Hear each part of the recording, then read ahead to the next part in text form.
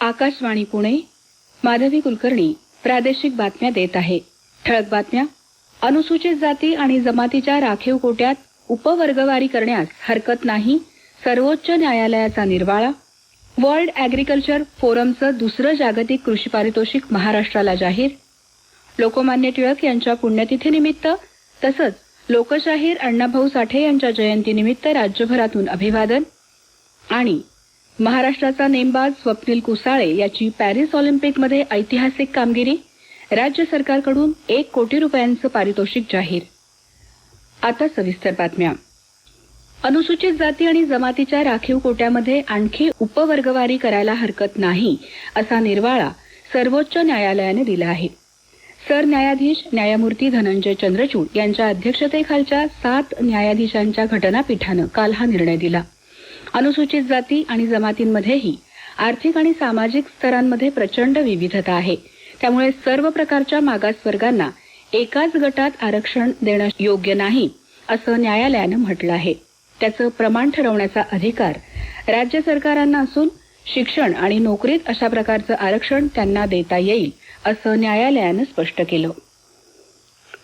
केंद्रीय गृहराज्यमंत्री नित्यानंद राय यांनी काल लोकसभेत आपत्ती व्यवस्थापन सुधारणा विधेयक सादर केलं.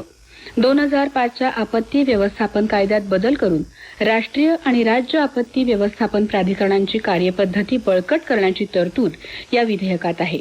रेल्वे मंत्रालयाच्या अनुदानाच्या मागणीवर लोकसभेत झालेल्या चर्चेला काल रेल्वे मंत्री अश्विनी वैष्णव यांनी उत्तर दिलं.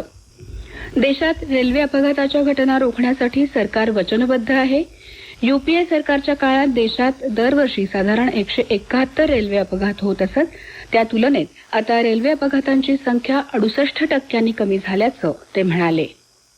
वर्ल्ड ॲग्रिकल्चर फोरमचं या वर्षासाठीचं दुसरं जागतिक कृषी पारितोषिक महाराष्ट्राला जाहीर झालं आहे. फोरमच्या अध्यक्षांनी पत्राद्वारे याबाबत माहिती दिली. या पुरस्कारासाठी राज्यातील पर्यावरण रक्षण, अन्न सुरक्षा यांच्या माध्यमातून घेतल्या गेलेल्या शाश्वत विकास धोरणांची दखल घेतली असल्याची माहिती राज्याच्या कृषी मूल्य आयोगाचे अध्यक्ष पाशा पटेल यांनी दिली. संयुक्त राष्ट्रांचे सरचिटणीस अँटोनियो ग्युटेरस यांनी शाश्वत विकास, हवामान बदलाशी लढा आणि अन्न सुरक्षा सुनिश्चित करण्यासाठी तातडीनं पावलं उचलण्याचं आवाहन केलं होतं. मुख्यमंत्री एकनाथ शिंदे यांच्या नेतृत्वातील महाराष्ट्र सरकारनं या आवाहनाला सकारात्मक प्रतिसाद दिला. त्यामुळे या पुरस्कारासाठी महाराष्ट्राची निवड झाली आहे. थोर स्वातंत्र्य सेनानी लोकमान्य बाळ गंगाधर टिळक यांच्या पुण्यतिथीनिमित्त आणि लोकशाहीर अण्णाभाऊ साठे यांच्या जयंतीनिमित्त काल राज्यात सर्वत्र त्यांना आदरांजली अर्पण करण्यात आली. राज्यपाल CP राधाकृष्णन यांनी काल पदभार स्वीकारल्यानंतर विधान भवनाला भेट देत छत्रपती शिवाजी महाराज, लोकमान्य टिळक आणि लोकशाहीर अण्णाभाऊ साठे यांना अभिवादन केलं. चैत्यभूमी इथं जाऊन भारतरत्न डॉ. बाबासाहेब आंबेडकर यांच्या स्मृतींनाही त्यांनी अभिवादन केलं. मुख्यमंत्री एकनाथ शिंदे, उपमुख्यमंत्री देवेंद्र फडणवीस आणि उपमुख्यमंत्री अजित पवार यांनीही लोकमान्य टिळक आणि अण्णाभाऊ साठे यांना अभिवादन केलं. अण्णाभाऊ साठे यांना भारतरत्न देण्याची मागणी करण्यासाठी आपण स्वतः पाठपुरावा करणार असल्याचं केंद्रीय सामाजिक न्याय राज्यमंत्री रामदास आठवले यांनी काल पुण्यात सांगितलं. या संदर्भात लवकरच पंतप्रधान आणि केंद्रीय गृहमंत्र्यांशी चर्चा करणार असल्याचं ते म्हणाले. मातंग समाज समन्वय समितीनं आयोजित केलेल्या अभिवादन सोहळ्यात ते बोलत होते. राज्यभरातल्या विविध शासकीय कार्यालयांमध्येही लोकमान्य टिळक आणि लोकशाहीर अण्णाभाऊ साठे यांना काल आदरांजली अर्पण करण्यात आली. लोकशाहीर अण्णाभाऊ साठे यांच्या साहित्यातून समाजात क्रांतिकारक परिवर्तन घडलं आहे. जगण्यासाठी लढणाऱ्या माणसांकरता अण्णाभाऊंचं साहित्य दीपस्तंभासारखं आहे, असं प्रतिपादन मुख्यमंत्री एकनाथ शिंदे यांनी केलं. अण्णाभाऊ साठे संशोधन आणि प्रशिक्षण संस्थेच्या कार्यालयाचं उद्घाटन काल मुंबईत त्यांच्या हस्ते झालं. त्यावेळी ते बोलत होते. यावेळी संकेतस्थळ, पोर्टल आणि सहज शिक्षा ॲपचं उद्घाटनही करण्यात आलं. 1 ऑगस्ट हा दिवस दरवर्षी महसूल दिन म्हणून साजरा केला जातो. यानिमित्त संपूर्ण राज्यात 1 ते 15 ऑगस्ट या कालावधीत महसूल पंधरवडा साजरा करण्याचं नियोजन करण्यात आलं आहे.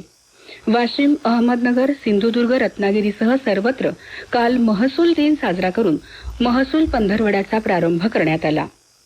या प्रादेशिक बातम्या आपण आकाशवाणीच्या पुणे केंद्रावरून ऐकत आहात. महाराष्ट्राच्या स्वप्नील कुसाळेनं पॅरिस ऑलिम्पिकमध्ये पुरुषांच्या 50 मीटर एअर रायफल 3 पोझिशन या प्रकारात कांस्य पदकाला गवसणी घातली आहे. पॅरिस ऑलिम्पिकमधलं नेमबाजीतलं हे तिसरं पदक आहे. कोल्हापूर जिल्ह्यातील कांबळवाडी गावच्या स्वप्नीलनं मिळवलेल्या या ऐतिहासिक विजयानंतर कोल्हापुरातल्या त्याच्या राहत्या घरी काल जल्लोष करण्यात आला. खाशाबा जाधव यांच्यानंतर भारताला ऑलिम्पिकमध्ये वैयक्तिक पदक मिळवून देणारा स्वप्नील हा राज्यातला पहिला खेळाडू ठरला आहे. स्वप्नील कुसाळे याच्या यशाबद्दल त्याच्यावर अभिनंदनाचा वर्षाव होत आहे. राष्ट्रपती द्रौपदी मुर्मू, उपराष्ट्रपती जगदीप धनखड, पंतप्रधान नरेंद्र मोदी यांच्यासह अनेक मान्यवरांनी त्यांचं अभिनंदन केलं आहे. मुख्यमंत्री एकनाथ शिंदे आणि उपमुख्यमंत्री अजित पवार यांनी स्वप्नीलशी दूरस्थ माध्यमातून संवाद साधला आणि त्याचं अभिनंदन केलं. या ऐतिहासिक कामगिरीसाठी स्वप्नीलला 1 कोटी रुपयांचं पारितोषिक मुख्यमंत्र्यांनी जाहीर केलं. स्वप्नीलनं पुण्याच्या बालेवाडी इथल्या क्रीडा प्रबोधिनीमध्ये नेमबाजीचं प्रशिक्षण घेतलं आहे. स्वप्नीलच्या प्रशिक्षक दीपाली देशपांडे त्याच्या यशाबद्दल बोलताना म्हणाल्या, स्वप्नीलचं आजचं पदक खूपच महत्वाचं आहे. इंडियन रायफल सेक्शनसाठी पण महत्वाचं आहे, त्याच्यासाठी वैयक्तिकरित्या पण खूप महत्वाचं आहे आणि भारतीय नेमबाजीसाठी तर आहेच आहे. कारण गेले 2 ऑलिम्पिक्स मध्ये जे पदक मी हुलकावणी दिली त्यानंतर या पदकाची व्हॅल्यू खूप वाढलेली आहे. तो साहजिकच मला आनंद आहे त्याचा आणि इतके वर्ष जी मुलांनी मेहनत केलेली आहे त्याचं फळ त्यांना कधी ना कधी मिळायलाच पाहिजे. तर हे त्याचं 2 वेळा असं झालं की वर्ल्ड चॅम्पियनशिपला सुद्धा तो 4था आला, एशियन गेम्सला पण तो 4था आला होता. त्यामुळे हे त्याला मिळणं खूप आवश्यक होतं. प्रधानमंत्री पीक विमा योजनेअंतर्गत राज्यात 1,65,70,437 पीक विमा अर्ज दाखल झाल्याची माहिती कृषी मंत्री धनंजय मुंडे यांनी दिली. दरम्यान राज्यात जुलै अखेर सुमारे 97% पेरणी पूर्ण झाली असून पीक विमा योजनेच्या माध्यमातून 1,10,55,000 हेक्टर क्षेत्र विमा संरक्षित करण्यात आलं आहे. रत्नागिरी जिल्ह्यात पाऊस सुरूच आहे. जगबुडी नदी पुन्हा एकदा इशारा पातळीच्या वरून वाहू लागली आहे. सिंधुदुर्ग जिल्ह्यातही पावसाचा जोर वाढला असून दोडामार्ग तालुक्यातले सर्व नदी नाले दुथडी भरून वाहत आहेत. सावंतवाडीमध्ये घराची भिंत पडून 2 जण जखमी झाले. कोल्हापूर जिल्ह्यात धरण क्षेत्रात अजूनही अतिवृष्टी होत असून राधानगरी आणि वारणा धरणातून पाण्याचा विसर्ग वाढवण्यात आला आहे. हवामान. येत्या 24 तासात कोकण आणि मध्य महाराष्ट्रात पावसाचा जोर वाढेल. घाट परिसरात तुरळक ठिकाणी मुसळधार पाऊस पडेल असा अंदाज हवामान विभागानं वर्तवला आहे. शेवटी पुन्हा ठळक बातम्या. अनुसूचित जाती आणि जमातीच्या राखीव कोट्यात उपवर्गवारी करण्याला हरकत नाही, सर्वोच्च न्यायालयाचा निर्वाळा. वर्ल्ड ॲग्रिकल्चर फोरमचं 2रं जागतिक कृषी पारितोषिक महाराष्ट्राला जाहीर. लोकमान्य टिळक यांच्या पुण्यतिथीनिमित्त तसंच लोकशाहीर अण्णाभाऊ साठे यांच्या जयंतीनिमित्त राज्यभरातून अभिवादन. आणि महाराष्ट्राचा नेमबाज स्वप्नील कुसाळे याची पॅरिस ऑलिम्पिकमध्ये ऐतिहासिक कामगिरी, राज्य सरकारकडून 1 कोटी रुपयांचं पारितोषिक जाहीर. आकाशवाणी पुणे केंद्रावरचं प्रादेशिक बातमीपत्र संपलं. नमस्कार.